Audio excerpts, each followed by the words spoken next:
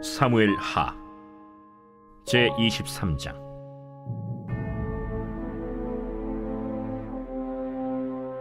이는 다윗의 마지막 말이라. 이새의 아들 다윗이 말하며 높이 세워진 자, 야곱의 하나님께로부터 기름 부음 받은 자, 이스라엘의 노래 잘하는 자가 말하노라. 여호와의 영이 나를 통하여 말씀하시며 그의 말씀이 내 혀에 있도다. 이스라엘의 하나님이 말씀하시며 이스라엘의 반석이 내게 이르시기를, 사람을 공의로 다스리는 자, 하나님을 경외함으로 다스리는 자여, 그는 돋는 해의 아침빛 같고 구름 없는 아침 같고 비 내린 후의 광선으로 땅에서 우미 돋는 새풀 같으니라 하시도다. 내 집이 하나님 앞에 이같지 아니하냐. 하나님이 나와 더불어 영원한 언약을 세우사 만사에 구비하고 견고하게 하셨으니 나의 모든 구원과 나의 모든 소원을 어찌 이루지 아니하시랴. 그러나 사악한 자는 다 내버려질 가시나무 같으니 이는 손으로 잡을 수 없음이로다. 그것들을 만지는 자는 철과 창자루를 가져야 하리니 그것들이 당장에 불살리리로다. 다윗의 용사들의 이름은 이러하니라. 다그몬 사람 요셉 바세벳이라고도 하고 에센 사람 아디노라고도 하는 자는 군 지휘관의 두목이라. 그가 단번에 800명을 쳐 죽였더라. 그 다음은 아호아 사람 도대의 아들 엘르아살이니 다윗과 함께한 세 용사 중에 한 사람이라. 블레셋 사람들이 싸우려고 거기에 모임에 이스라엘 사람들이 물러간지라. 세 용사가 싸움을 도두고 그가 나가서 손이 피곤하여 그의 손이 칼에 붙기까지 블레셋 사람을 치니라. 그날에 여호와께서 크게 이기게 하셨으므로 백성들은 돌아와 그의 뒤를 따라가며 노력할 뿐이었더라. 그 다음은 하랄 사람 아게의 아들 삼마라.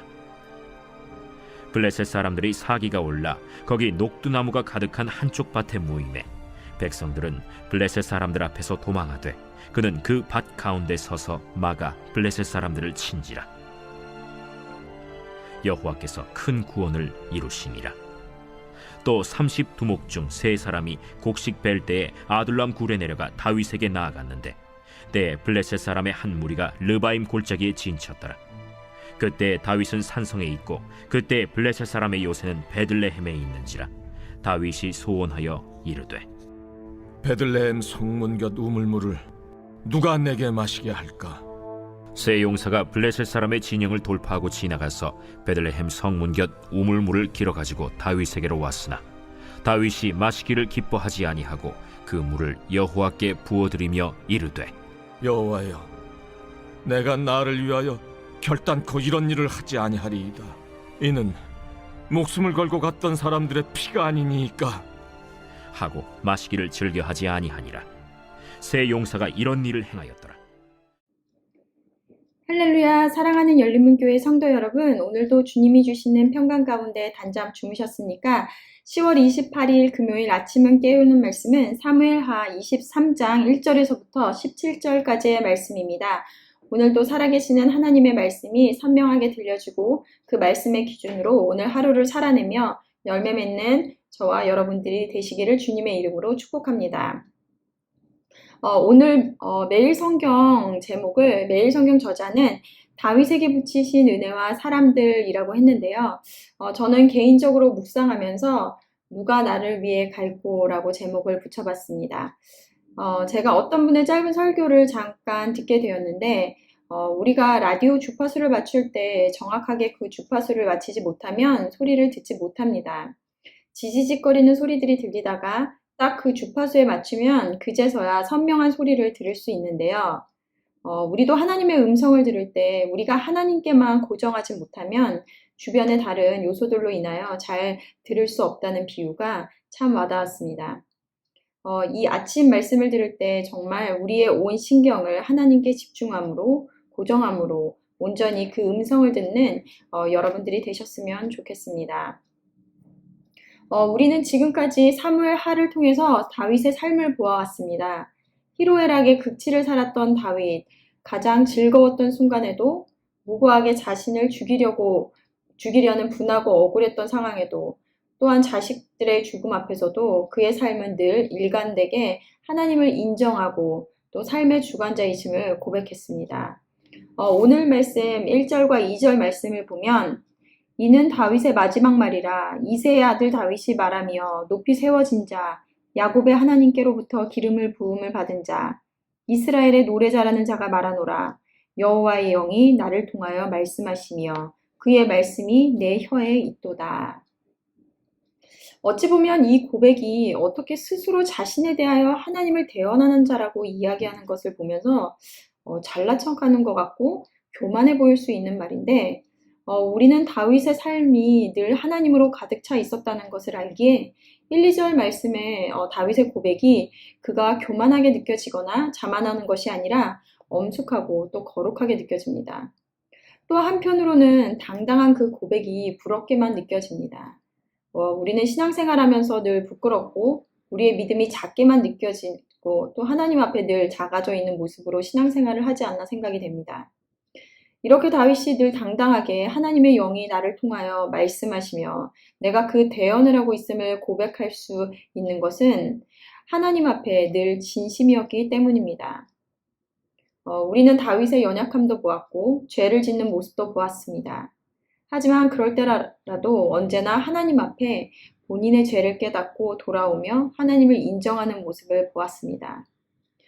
우리는 살면서 물론 완벽한 모습으로 살아갈 수는 없습니다. 그럼에도 우리가 하나님의 자녀로 당당할 수 있을 때는 내 마음의 의도와 중심을 보시는 하나님 앞에 그것이 진심이고 또 거짓됨이 없을 때일 것입니다. 오늘 본문 말씀 23장 5절 말씀을 보면 내 집이 하나님 앞에 이같지 아니하냐 하나님이 나와 더불어 영원한 언약을 세우사 만사에 구비하시고 견고하게 하셨으니 나의 모든 구원과 나의 모든 소원을 어찌 이루지 아니하시랴. 또 다른 다윗의 위대함이 무엇이냐면 바로 언제나 하나님 앞에 겸손하였다라는 것입니다. 그가 이룬 모든 것들이 그가 누리는 형통함들이 자신의 능력이 아니라 만사에 구비하시고 견고하게 하신 하나님의 능력으로 인한 것임을 고백하였다라는 것입니다. 이 하나님의 영광을 자신의 것으로 취하지 않고 오로지 하나님께 돌리는 이 겸손함이 얼마나 어려운 것인가를 잠시 묵상했는데요. 우리는 어떤 문제에 봉착하거나 내가 할 수 없는 절망적인 상황이 되면 하나님 앞에 엎드려 도움을 구합니다. 하나님, 내 스스로 할 수 없습니다. 이 문제 좀 해결해 주세요. 그런데 그 문제들이 해결되고 해내게 되면 나도 모르게 속으로 들어오는 생각이 할 수 있는 일이었네. 해보니까 되는구나. 이런 죄된 마음들이 들어오더라는 것입니다. 하나님 앞에 분명히 내가 할 수 없음을 고백하고 도움을 구해놓고 그 문제를 해결해 주시고 또 나의 내게 능력을 주셔서 능히 해내게 하시면 그것이 내가 해낸 것처럼 교만한 마음이 들어오더라는 것입니다. 이것은 나의 고백입니다. 그러면서 어제 아침 말씀을 깨우는 말씀 중에 승리를 주시는 것도 하나님이시오.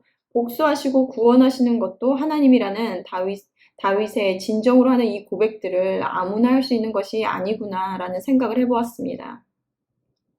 내가 형통함을 맛보았을 때 그것을 내 공으로 돌리지 않고 하나님께 공을 돌리는 자들, 하나님의 영광을 가로채지 않는 자들에게 오늘 5절 말씀처럼 하나님께서 그런 자들의 모든 구원과 소원을 어찌 이루지 아니하시겠습니까? 마지막 본문 말씀 23장 15절에서 16절 말씀을 보겠습니다. 다윗이 소환하여 이르되 베들레헴 성문겨 우물물을 누가 내게 마시게 할까 하매 새 용사가 블레셋 사람들의 진영을 돌파하고 지나가서 베들레헴 성문곁 우물물을 길어가지고 다윗에게 왔으나 다윗이 마시기를 기뻐하지 아니하고 그 물을 여호와께 부어드리며 13절에서 17절은 다윗의 도망자 시절 또는 예루살렘 정복 직후에 있었던 일로 다윗이 베들레헴 성문곁 우물물을 마시기를 사모하자 이 세 용사가 블레셋 사람들의 진영을 돌파하고 지나가서 베들레헴 성문곁 우물물을 길어가지고 다윗에게 주더라는 것입니다. 이것은 17절에서 다윗이 말하는 것처럼 그 물은 그들의 목숨을 걸고 길러온 곳이라는 것입니다. 이 본문 말씀을 읽을 때 저는 이사야 6장 8절 말씀이 떠오르는데요. 내가 또 주의 목소리를 들으니 주께서 이르시되 내가 누구를 보내며 누가 우리를 위하여 갈고 하시니 그때 내가 이르되 내가 여기 있나이다 나를 보내소서 하였더니 다윗은 그의 용사들에게 물을 가지러 오라고 명령하지 않았습니다. 그럼에도 그의 용사들은 그들의 왕이 무엇을 원하는지 알자 그들의 목숨을 아까워하지 않고 왕이 원하는 일을 행하더라는 것입니다. 또한 이사야 선지자는 누가 우리를 위하여 갈꼬라며 하나님께서 하시는 독백을 듣고 내가 여기 있나이다 나를 보내소서라고 대답하였습니다. 누가 우리를 위하여 갈꼬. 하나님께서는 죄로 가득한 이 세상 가운데 듣기는 들어도 깨닫지 못하는 세상 사람들을 향해 하나님의 심판의 메시지를 전해줄 사람을 찾고 계십니다. 볼 수 없고 들을 수 없었던 무뎌진 이스라엘의 영적 상태를 보고 그들을 향한 안타까움을 가지셨던 하나님의 음성을 들었던 이사야가 기꺼이 자신이 가겠다고 지원하였던 것처럼 점점 죄로 물들어가면서도 둔감해지는 세상을 향해 안타까워하시는 하나님의 음성을 듣는 저와 여러분들은 어떤 대답을 하시겠습니까? 하나님의 뜻이 무엇인지 알면서 내가 받게 될 불이익 때문에 또는 불편함 때문에 모른 척 하지는 않았는지요. 하나님께서는 이사야와 같이 그리고 다윗의 용감한 새 용사와 같이 하나님의 말씀을 세상 가운데 전하고 행할 하나님의 용사들을 찾고 계십니다. 하나님께서는 분명히 하나님의 일들을 이루실 것입니다. 하지만 사람을 통해서 하실 것입니다. 그리고 하나님이 찾으시는 그 용사가 그 영광된 자리로 나가는 자가 바로 저와 여러분들이 되시기를 간절히 소망합니다. 다 같이 기도하시겠습니다. 하나님, 오늘도 말씀 앞에 나와 깨닫게 하시고 또 음성을 들려주시니 감사합니다. 형통함의 자리에 있을 때에도 그 모든 것이 하나님의 은혜임을 고백하였던 다윗처럼 삶이 잘 나가는 순간에도 교만한 자리에 서지 않게 하시고 하나님의 영광을 취하지 않는 겸손한 우리가 되게 하여 주시옵소서.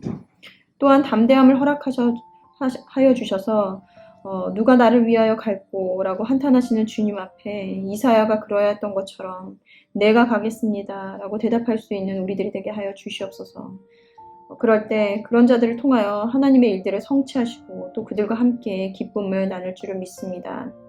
오늘도 우리를 담대함의 자리로 인도하실 주님을 믿사오며 예수님의 이름으로 기도드렸습니다. 아멘. 내일은 토요 새벽 예배가 있는 날입니다. 진심으로 하나님을 갈망하는 마음을 가지고 하나님을 만나는 시간이 되기를 바랍니다. 아침을 깨우는 말씀은 월요일 아침에 다시 찾아뵙도록 하겠습니다.